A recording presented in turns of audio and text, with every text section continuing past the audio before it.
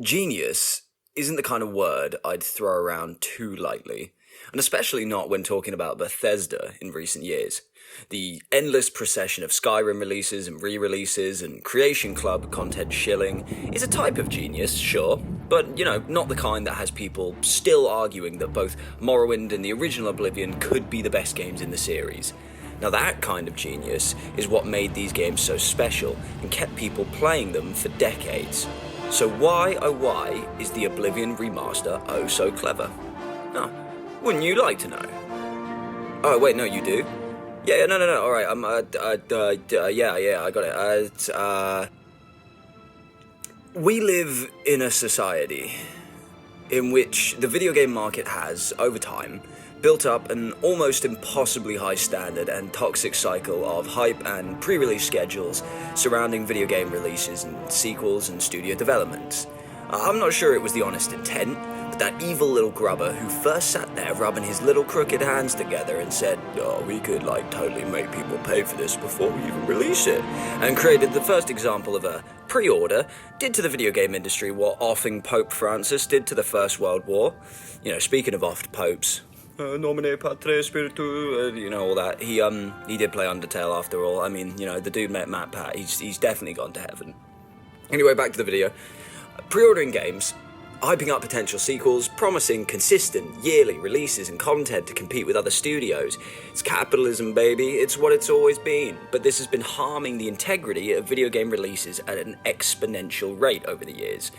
As developmental engines have become more accessible and studios have grown and games have become more profitable, companies have demanded more.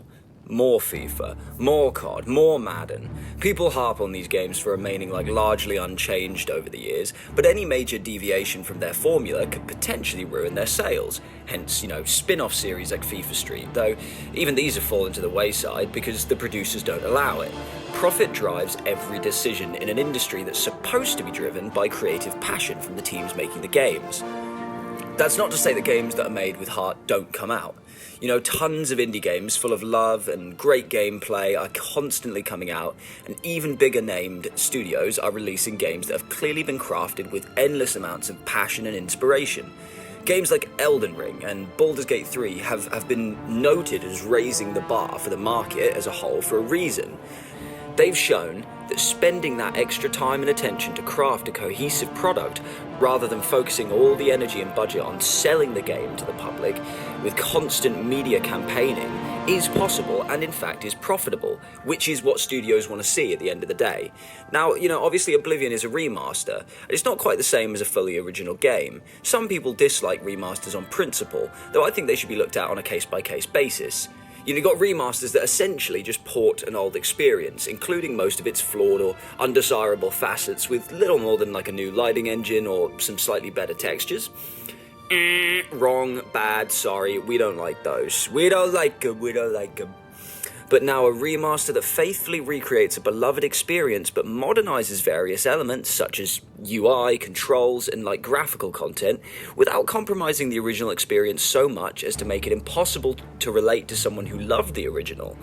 Yes, please, ding, ding, ding, ding, ding, and such. We love those, we love to see those, we love to see it. Now, from what I've seen and know of the Oblivion remaster, it probably falls into the latter of the two camps, and I'm excited to try it myself. Skyrim was my first Elder Scrolls game. As I am but 24 years old, I'm but a wee gnome, and I know for loads of people, my age and below, it is the same. I've tried countless times to play the original Oblivion, but as much as I'm ashamed to say it, I just couldn't get into it. I love the world and the characters, but I think a lot of people discount the more simple elements of Skyrim that elevate it as an experience, especially for those new to the series.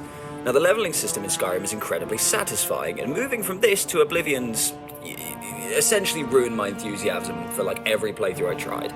Even if it occasionally compromised the integrity of the remaster slightly, I do think that small tweaks to make these systems more user-friendly is absolutely the way to go.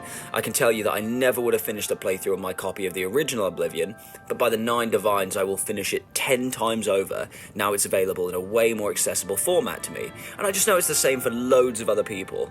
Just gotta, actually buy it now. It caught me by surprise. And that is where the true genius lays.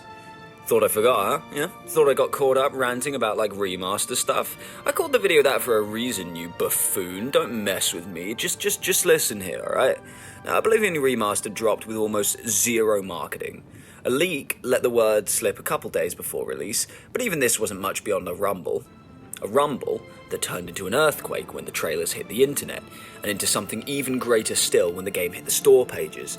No drawn-out pre-orders, no drip-fed trailer campaigns spanning months, no one-word updates at conventions, or fake leaks draining all enthusiasm.